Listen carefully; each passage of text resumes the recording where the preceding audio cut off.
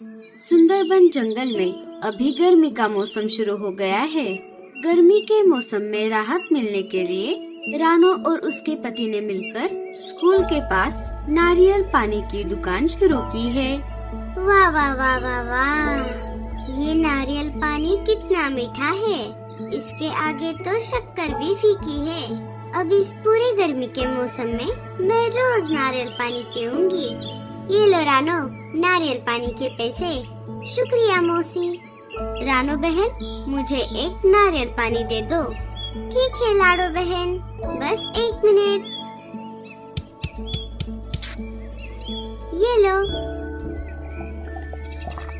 अरे वाह रानो, ये नारियल पानी तो बहुत ही मीठा है। बस हमें ऐसे ही इस पूरे गर्मी के मौसम में ताजे ताजे और मीठे मीठे नारियल पानी पिलाती रहो। हाँ लाडो, क्यों नहीं, लेकिन मैं तो यहाँ सिर्फ सबको नारियल पानी देती हूँ। बाकी सारी मेहनत तुम्हारे भाई साहब और उनके दोस्त बड़े पक्षी दोनों मिलकर करते हैं।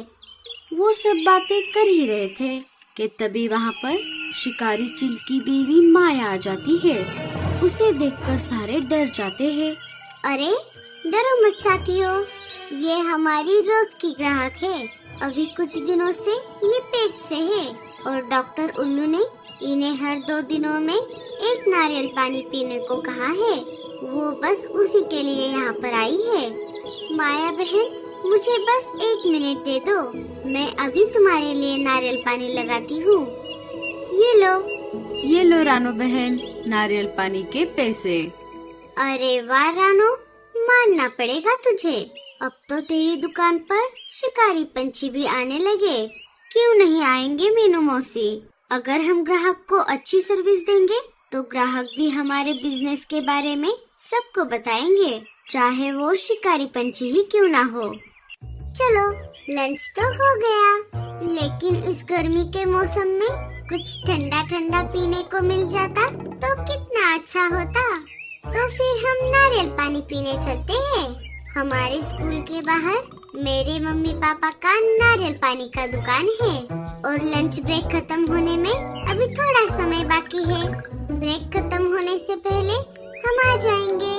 हाँ हाँ, चलो चलो। रानो, लाडो और गोरी तीनों के बच्चे रानो के नारियल पानी के दुकान के पास आ जाते हैं।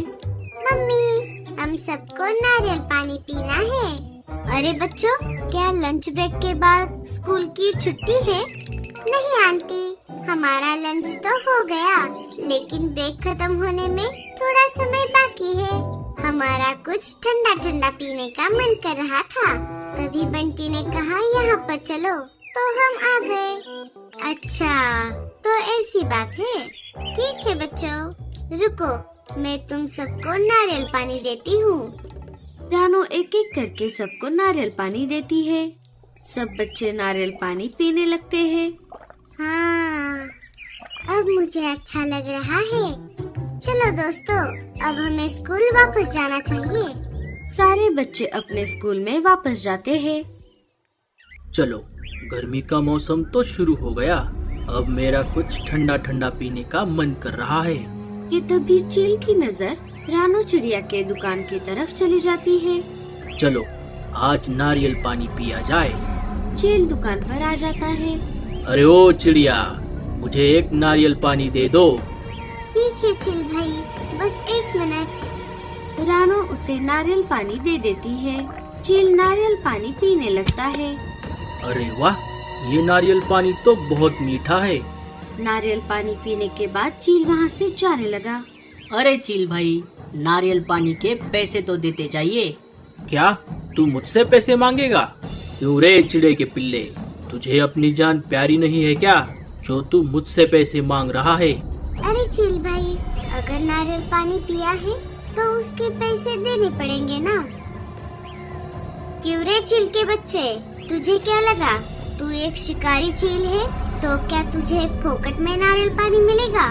आए बैंगन, चुपचाप पैसे दे और यहाँ से 9 2 11 हो जा। चील नारियल पानी के पैसे दे देता है। मैं तुम सबको देख लूँगा। चील गुस्से में वहाँ से हो जाती है और रात होते ही रानो भी अपना दुकान बंद करके अपने घर चली गई थी।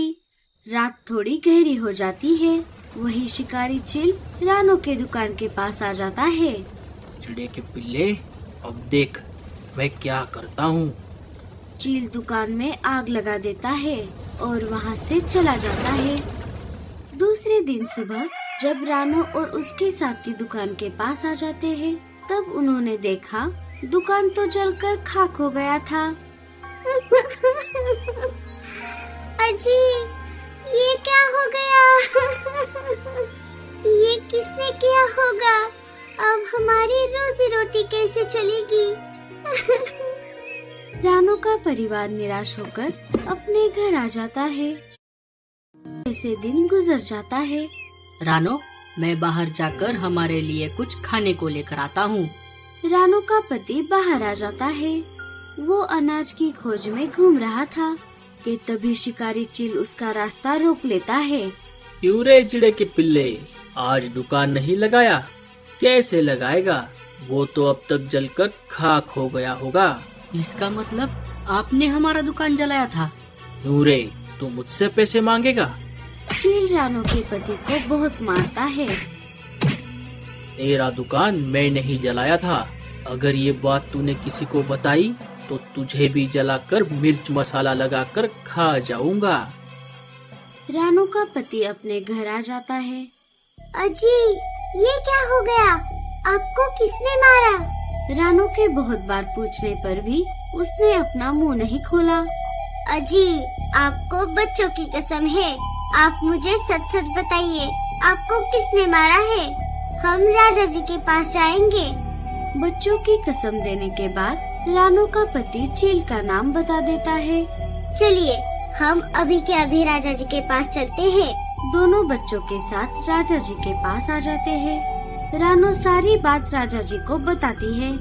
तुम्हारे पास चील के खिलाफ कोई ठोस सबूत नहीं है कि उसी ने तुम्हें मारा है और तुम्हारा दुकान भी जलाया है, इसीलिए मैं कुछ नहीं कर सकता रानो। रानो अपने परिवार के साथ वापस अपने घर आ जाती है। अब हमें इस जंगल में नहीं रहना।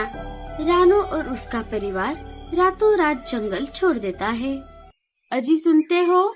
आज मेरी तबीयत थोड़ी खराब है। हमारे जंगल में जो स्कूल है उसके बाहर रानो नाम के चिड़िया का नारियल पानी का दुकान है।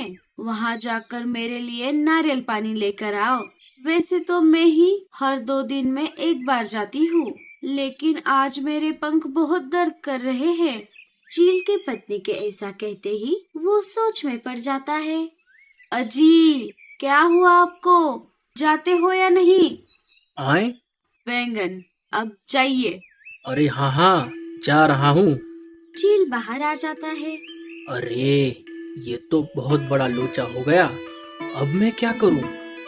चील के बहुत खोज करने के बाद उसे एक नारियल का पेड़ दिख जाता है। वो एक नारियल तोड़ लेता है और अपने घर वापस आ जाता है। अरे, ये कैसा नारियल लेकर आए? इसे तोड़कर नहीं ला सकते थे? अरे भगवान, रानो के दुकान पर बहुत भीड़ थी, इसीलिए मैं ऐसे ही लेकर आ गया। मम्मी, पापा झूठ बोल रहे हैं। ये नारियल पानी पापा कहीं और से लेकर आए हैं। क्या? तू ऐसा क्यों कह रहा है बेटा? क्योंकि मम्मी, पापा ने रानो आंटी का दुकान जला दिया है और रानो आंटी के पति को भी बहुत मारा है। इसी वजह से रानो आंटी और उनका परिवार ये जंगल छोड़कर चले गए हैं। अरे ओ बच्चे, तू कुछ भी क्या बोल रहा है? पापा, ये बात पूरे जंगल में फैल चुकी है और मेरे स्कूल में भी सारे दोस्त मुझसे बात नहीं कर रहे।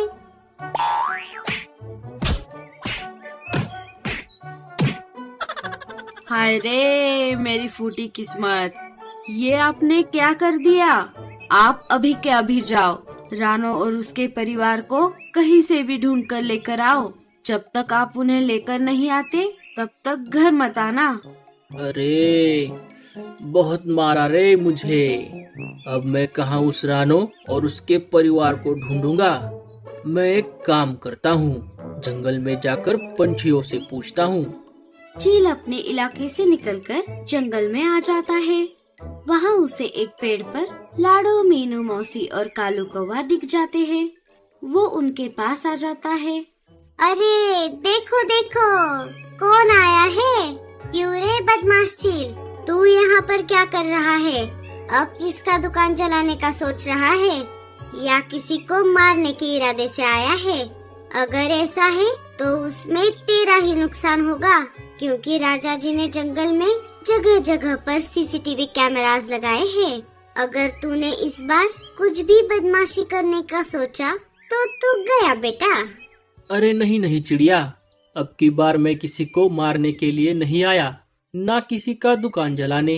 उल्टा मैंने जो रानो और उसके परिवार को परेशान किया, उसके लिए मेरे बीवी ने मुझे बहुत मारा है और जाकर उसके परिवार से माफी मांगने को कहा है। क्या आप मुझे रानो के परिवार के बारे में बता सकते हो कि वो कहाँ पर गए हैं? हम कैसे मान ले कि तू सच बोल रहा है?